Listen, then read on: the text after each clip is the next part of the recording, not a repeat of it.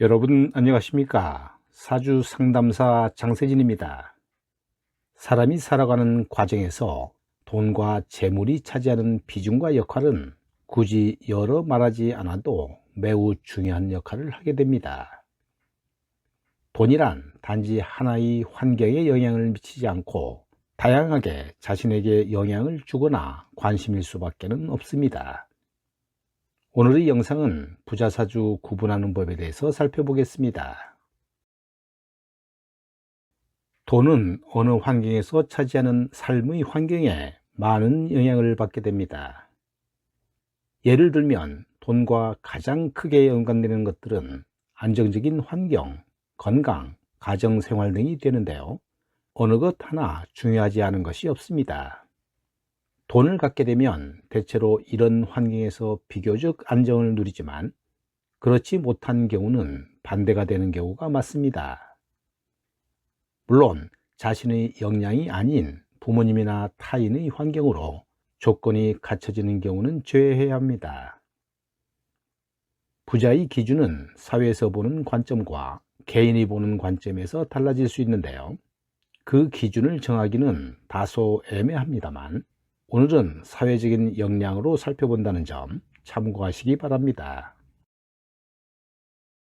부자사주를 구분하는 방법 3가지 중 그 첫 번째는 재능인데요.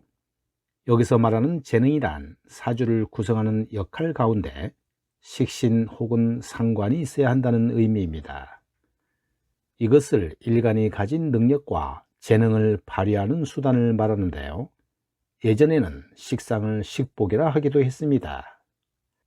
즉, 돈을 벌기 위한 수단과 방법을 가지고 있다는 의미이기도 합니다. 물론 식신과 상관의 역할은 다른데요.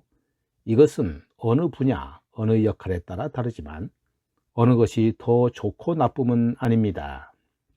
이것은 사주 원국에 식상이 있는 것만으로 단정하는 건 아닙니다. 식상의 역할을 방해하는 것은 정인과 편인이라고 할 수 있는데요. 원국에서 인성과 식상이 마주하여 쟁탈을 벌일 경우 식상의 역할을 기대하기 어렵습니다. 특히 식상은 자유롭게 역할을 수행할 수 있으므로 그것으로 재물을 가져올 수 있게 되는데요.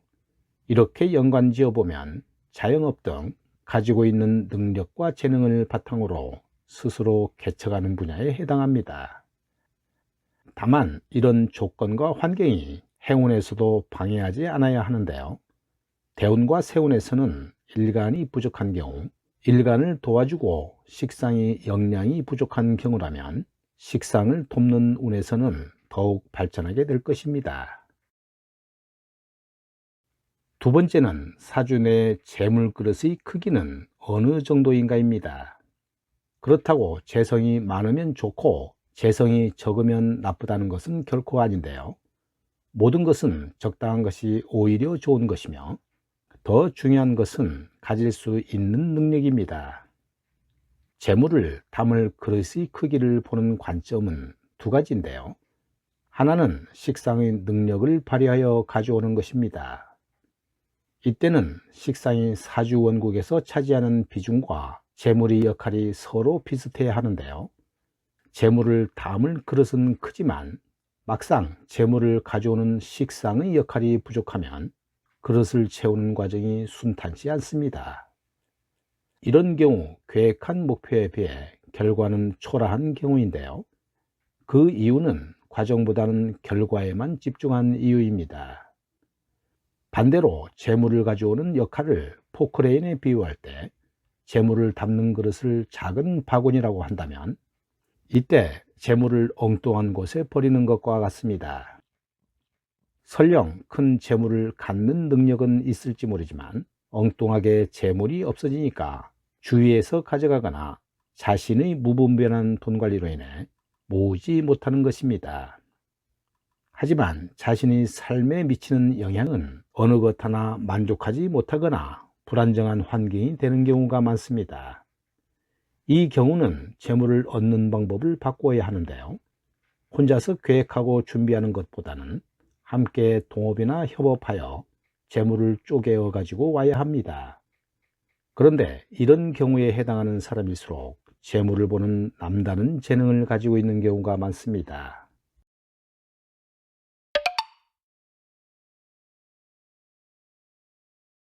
세 번째는 재물과 1대1 대치하고 있는 경우입니다.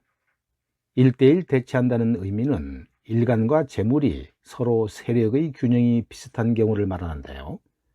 일간은 재물을 공격하여 제압하는 오행의 관계를 가지고 있습니다. 그러기에 어느 한쪽이 지나치거나 부족한 경우는 반드시 문제를 일으키게 되는데요. 그런데 서로 간의 균형이 비슷한 경우는 서로에게 도움이 되기 마련이지만, 일간이 균형에 있어서 우위를 가질 때에는 큰 재물을 가질 수 있습니다.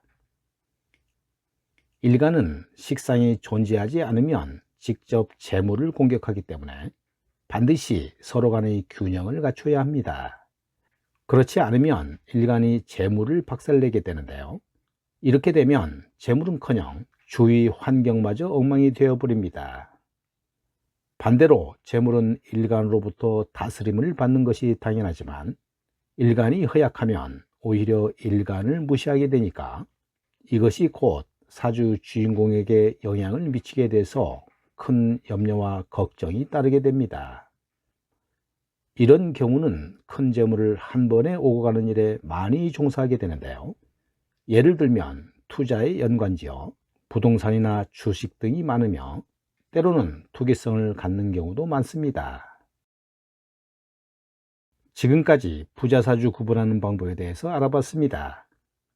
어떤 경우가 더 부자일까 하는 문제는 자신의 주위 환경과 성향에 따라 다를 수 있지만, 안정적으로 오래 이어지는 관점에서 살펴보면 재물을 담는 그릇과 가져오는 식상의 능력이 비슷한 경우라고 봅니다. 대체로 이런 경우는 사업을 운영하거나 안정적인 기반을 갖추고 연속적으로 재물을 모을 수 있기 때문입니다. 나머지 경우는 재물의 범위가 결코 작은 것은 아니지만, 대체로 타인에게 의존하지 않고 혼자의 능력에 따라 좌우되는 만큼 때로는 큰 결과를 얻을 때도 있지만, 반대로 잃는 경우도 많기 때문입니다. 왼쪽 명조는 축월 병호일주 여명입니다.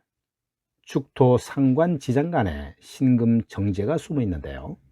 투자나 사업을 통해 재물을 축적하는데 재물력이 강하고 재물복이 좋습니다. 년지 자수 정관과 월지 축토 상관이 자축합하고 다시 시지 축토 상관과 자축합하면서 수기운이 일지 오화 겁재 화기운을 심하게 손상시킵니다. 33 신유대운에 지지 유축합으로 재물을 취하는데요. 부동산 쪽으로 관심을 두거나 인연이 들어옵니다. 43 경신대운에 본격적으로 부동산 방면으로 발복하는데요. 시내 중심 소재 100억 원대 상가 몇 개를 소유하게 됩니다. 오른쪽 명조는 진월 기묘일주 남명입니다. 천간의 갑기합과 지지자진합, 묘술합으로 합다자 명조인데요. 도량이 넓고 인품이 있는 편입니다. 위세가 좋아 넉넉한 집안에서 태어났고, 재성이 월간과 시간의 갑목정관을 생하고 지지자진합으로 제왕한 명조입니다. 정관 갑목이 월지 진토의 뿌리를 내리고 채생관하므로 인생의 어느 시기에 자기 사업을 할 수도 있습니다.